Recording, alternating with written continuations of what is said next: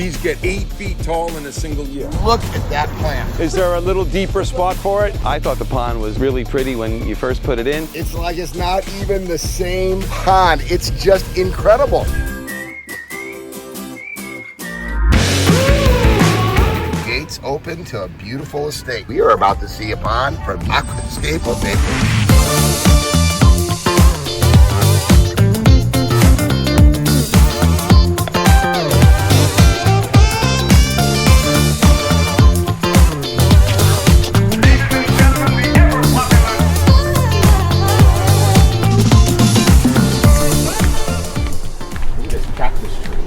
Don't touch it. Hey guys, look at these friendly guys. That's a big dog. Hello. Hi. I'm the pond guy, Greg. Hi, I'm Jessica. Hi, Jessica. Nice to meet you. Good morning, Good my morning. laundry lady. How are you? What's up, dog? Okay, so we got Jessica, the homeowner, I'm guessing. Yes, one of them. We've got Aaron from Blue Lotus, who was the muscle, and we got Lisa, who was the designer, right? Yep. This is a beautiful property. You got a lot of land here, huh? Yeah, about 3 acres. That's everybody. Oh, how you doing? I'm the pond guy, Good to Greg. meet you, pond guy. I've seen you. Yeah, you I've watching seen the you on videos? YouTube. Yeah. Yeah, I see why they call you the wolf. Part of why. Yep. I am the wolf. That's for sure. So you're a bass player, huh? I play bass, and I'm also an insurance agent, and I'm running for county commissioner. Oh, I guess okay. you could call me a Renaissance man.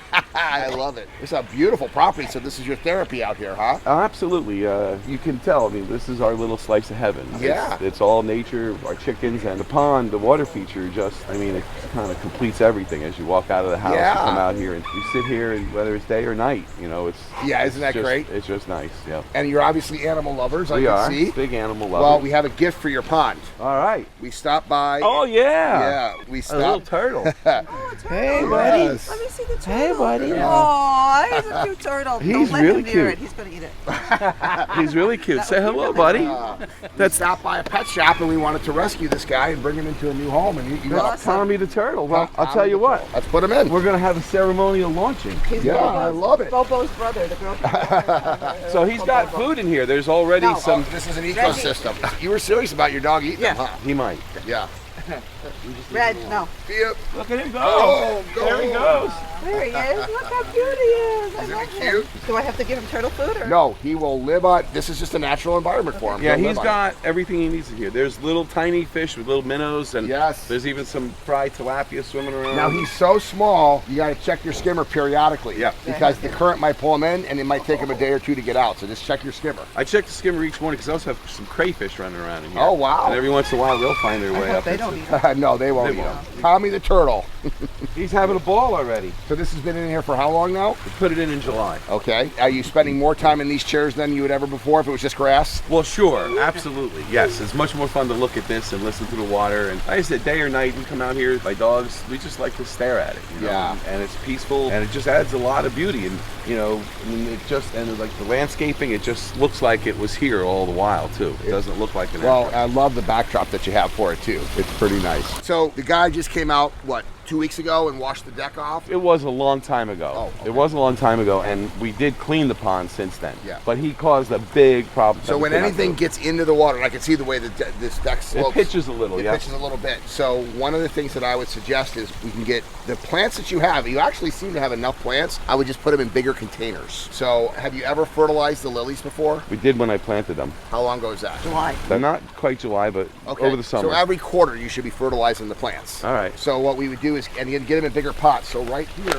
this is actually an Aquascape potted right here. But it's if you pull this out, it would be root bound. I would put it in about twice as big of a container and then fertilize it. Okay. And then all of this extra area right here, fill up to the top. Fill up top, yep. Yeah, so it has more, they get root bound. And of course it's early in the season, but this will grow. But you have enough aquatic plants. But all of those plants, when they get in a bigger container, will shade the Pond better, yeah. Yeah, shade the pond better. And then also you don't have a lot of marginal plants in the back, that back shelf. Yeah. When you have a plant like this, these grasses, if you pull, see how the roots are growing through there? Yeah. If you pull this out of the pot, all of those roots will spread out. spread down, and then they'll pull the nutrients out of the water. Okay. And so, but what you don't want to do is put it right here because it'll grow big. Put them on that back shelf all the way. But you don't need them in the pots anymore because you see how it's root bound. Okay. So when I take that out of the pot, I mean, obviously all these roots will... Which is fine. Okay. It's All just right. like trimming it, and then this plant will get spread. It'll spread out. It'll spread, and then all of these plants, every marginal plant can go out of the pots. Okay. And then the roots, this is an iris, the roots will grow 4 or 5 feet long and they'll pull out those They'll pull nutrients. more, they'll work better, yep. Yeah, they'll okay. pull more.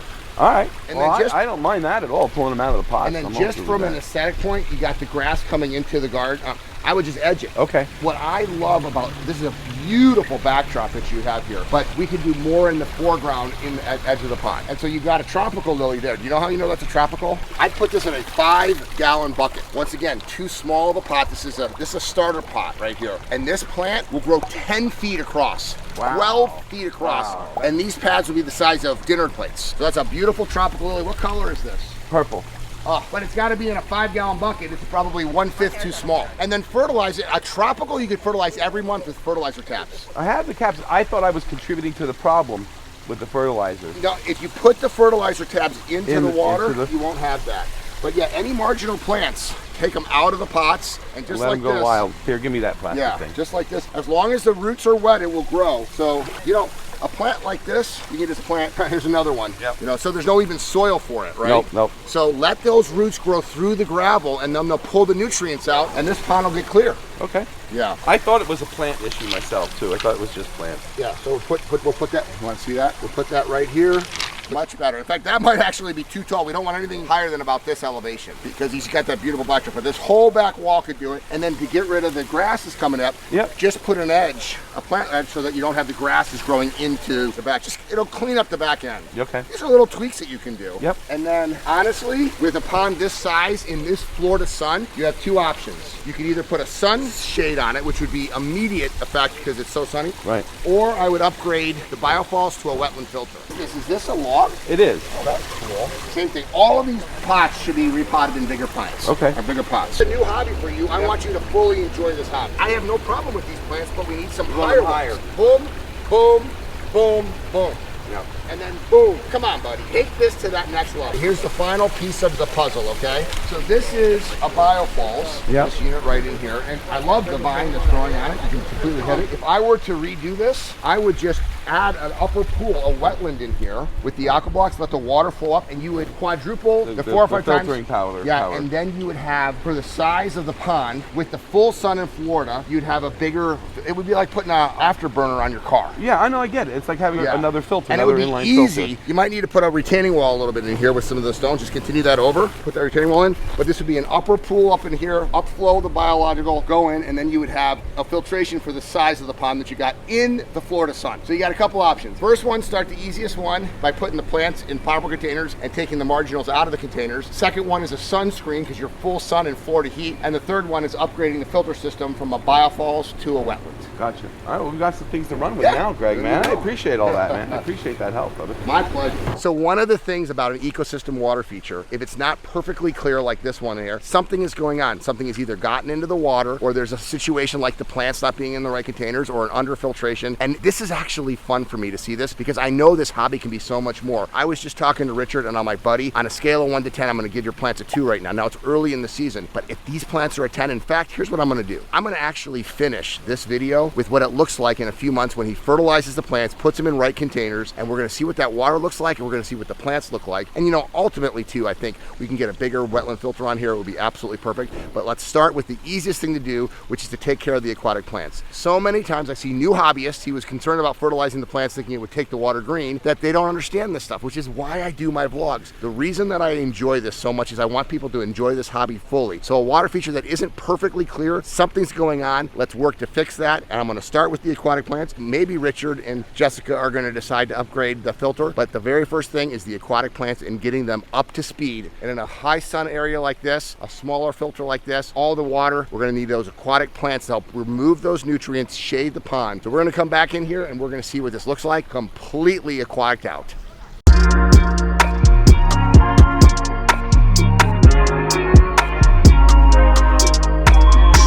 Now this, whoa, is what a proper water lily, fertilized in a right container in the right growing conditions should look like. As you can, this is a tropical, so you're gonna get bigger, but look at the size of the leaves. Now watch this when I pick this up. Actually here's an old pot that I just stepped in. I'm thinking this is an old pot. Look at the size of the container that they plant them in. Now you don't need it this big for a hardy, but a tropical you need this big. And when you do, this plant will get 12 to 14 feet across now because of this. And look at the size of the flowers. Just incredible. This gets me excited. This is an arrowhead. Once again, look at a container that's planted in. And my suggestion is you plant this directly into the gravel and let it grow like this. All of those roots, they're already growing out of this pot right here, the roots. Look at how big this is. Is that not a beautiful plant? In fact, Thomas, can we bring this plant to Lisa? Yes. Okay, you're getting this new plant. The wolf is getting a beautiful arrowhead. This is my friend Thomas Holt, and we're playing with the plants, right, Thomas? Yes, we are. And we're coming out into his personal pond that he built 5 years ago, 6 years ago, 7 years ago. 2017. All right, this pond's been here since 2017. He rotates through the plants. This is a beautiful tropical lily. What is it? I forget. Okay, that's okay. The fact that he forgets what it is and he's a plantsman, as a pond guy, I don't feel as bad about not knowing all my plants. I don't know the tropicals as well as I do the hardies, but let's try to lift this pot up. Okay. Yeah. I think it's Alexis. Alexis? Alexis. Okay. Holy cow. Look at that plant. Okay, so this has been in the pond here for 1 year, and you see how it grew that neck? So we'll come in here and repot this every year. Every year repotting, key, I only fertilize once. with time release. Time release. I use 360-day NutriCoat. I put 8 to 12 ounces in every pot, and I only come in here once a year. Look at that, but you can see the size of the container, time release fertilizer. Look at the rhizome growing up here. Just an amazing plant, and this is what it looks like when plants are properly taken care of. Look at all of the flowers coming up with time release fertilizer. So actually 3 tropical lilies, and now let's go get some. We got 1 marginal. Let's go get a few more marginals for their pond. Okay, very good. We are in our aquatic house here, and this is where we grow all of our aquatic plants, and we're doing a special grow out for Greg, and we're growing some big material. So this right here is a violet stem taro. This is hard to find in the trade these days, but this gets to be 6 feet tall, and in Florida I can grow it 6 feet in just a couple of months. This is another plant we're bringing to Lisa and Michael at the Wolf property. This is a red stem thalia. It grows about 10 feet tall and will take up a lot of nutrients. Here are our night blooming lilies. The night blooming lilies, the tag indicates whether it's white, pink, or red. Night blooming lilies come in the 3 colors. This right here is avalanche. This is one of our favorite lilies for ponds. It gets really big. It gets 10 feet in diameter. It has these beautiful mottled leaves. These are all my taros, my elephant ears, my colocaceas. This is super cool. This is a Thai giant. These get 8 feet tall in a single year. This one here is called teacups because see, it holds water. The leaves are all cupped and it holds water. This is a beautiful variegated leaf one called Waikiki. This is another beautiful leaf one. This right here is Mojito, and to the right of that is the classic Colocacia Black Magic. This right here is Black Beauty. It's very similar to a lustrous, but the leaves are a little blacker. I think it's from tissue culture, they come a little blacker than they do from traditional propagation. This right here is Giant Papyrus, another great plant for taking up a lot of nutrients in a pond. Thomas Holt, Holt's Nursery, the man with the plan. So you can help my friend Lisa with her customer down in Naples, correct? Yes, I can. We're going to select some plants at your nursery, Holt's Nursery in Apopka, Florida, right? Yes. We're going to select some plants. You're going to bring them down, and we're going to show the world what a pond properly taken care of. This guy is the top aquatic plantsman that I know. At one time, you were the #1 pond plant grower in the entire North America, right? That's correct. And you kind of got out of it, and now you're getting back into it, right? Yes. I love this guy. Check out his plants, and wait till you see the transition that we have for their pond.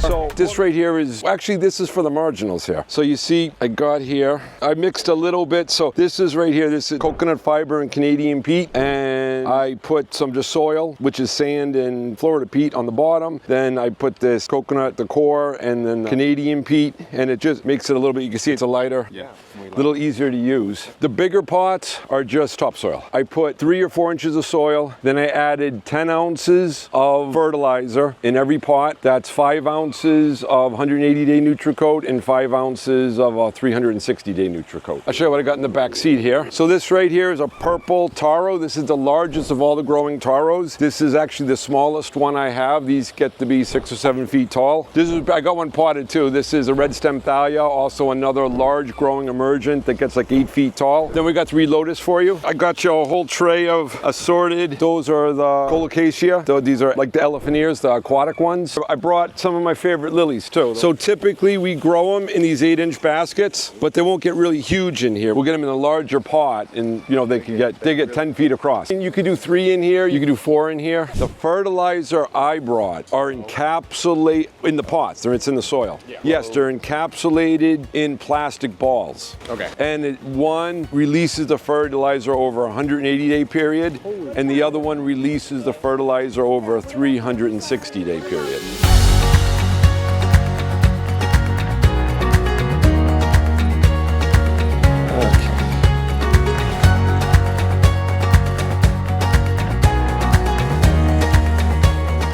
Now, water lilies like still soil, so probably if you kept it 4 or 5 feet away from the waterfall, it would be best. 45 feet? I don't think 4 or 5. Oh my God. Where am I putting this? How about right there in the center? Right where you're standing, right there. That should have about a 6 to 8 foot spread. So it'll probably come out to the lilies on the right and probably come out to the edge of the rocks on the left. So this lily here, this is another really big lily, and it is Director Moore. And a lot of people don't list Director Moore as a large lily, but it is a large lily. I don't know if it can get 8 feet in diameter, but it can get every bit of 6 feet in diameter. And it's one of the best flowering lilies there is. It's an old lily. I don't know how long it's been around for, but it's been around ever since I've been in the hobby, in I think the 1980s. This is the lotus or the Nulumbo. It's gonna go dormant. Wherever you are in the country, it's gonna go dormant. Here in Florida, it's gonna go dormant in October. A lot of people think it's dead, but it is not dead. It just needs to rest. It's gonna go dormant in October here in Florida, and then it's gonna start growing again in December or January. Violet stem taro, 6 feet tall. I don't know any other colocasia that gets 6 feet tall, except for the Thailand giant, which I don't know if that's a true colocasia that can grow underwater the way this one can. This one gets spectacularly big. That will fall over. So this is the soil we use back at the nursery, and this is what we sell retail water plants in. But it's a little light for putting in a garden like this, so we're gonna top it off with this. This in my right hand grows a really nice plant. It's nice and light, it's fluffy, it's coconut fiber, it's called core, mixed with Canadian peat. And that right there is just your normal topsoil. So we put this in the pot, then we put this on the top. This not only keeps all the core in the pot, but it also adds some weight so the pot doesn't float around your pond. But this is fantastic for the garden center. It's fantastic for the homeowner. When they take the pot home, it drains quickly, it doesn't get the car all muddy. Fantastic for the garden center, fantastic for plant growth, but then we top it with this when we go into the pond. And if we had koi, we'd want to top it with stones on top. The more sun you have, the bigger that stripe's gonna get. The name again?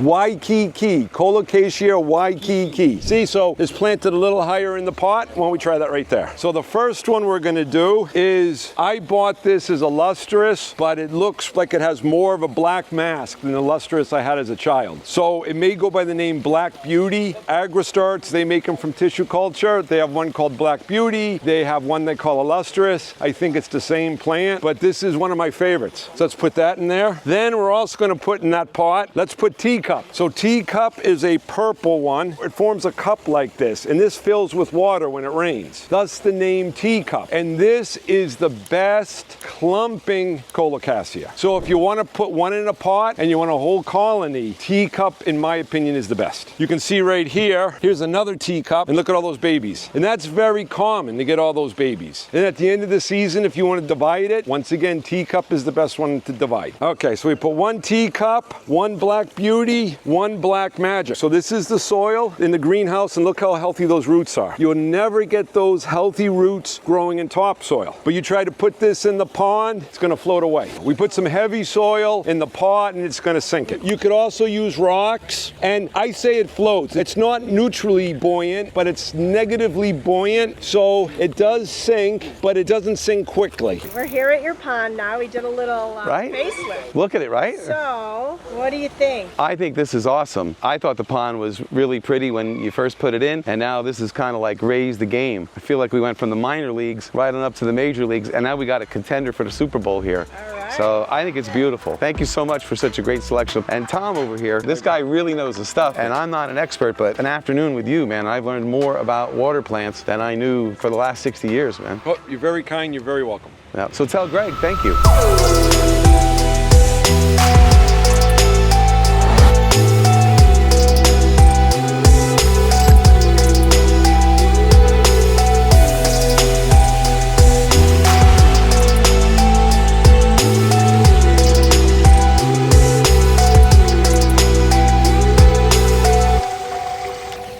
Ta-da! What do you think? It's like it's not even the same pond. It's just incredible. This has been 3 months and 1 day since I was here the last time. He's added an entire upper deck up here, and then look at those plants. Are you kidding me? This is the same pond. It doesn't even look like the same pond. Unbelievable. Because I knew this would happen. It's even better than I thought. What do you guys think? Thomas Holt, Holt's Nursery, the man who brought these amazing plants. What plant is this? That right there, that's the Rachel Personnel. That's the Personnel. Yes. So we're gonna measure the width of the Rachel Personnel from one leaf to the next. We are at 13.5 feet across. That's one water lily, the Rachel Personnel. And now let's measure the actual leaf. So here, I'm gonna hold it up. You measure it, Thomas. I'm gonna get in there. Just one pad. This is the size of some people's ponds. 29 inches.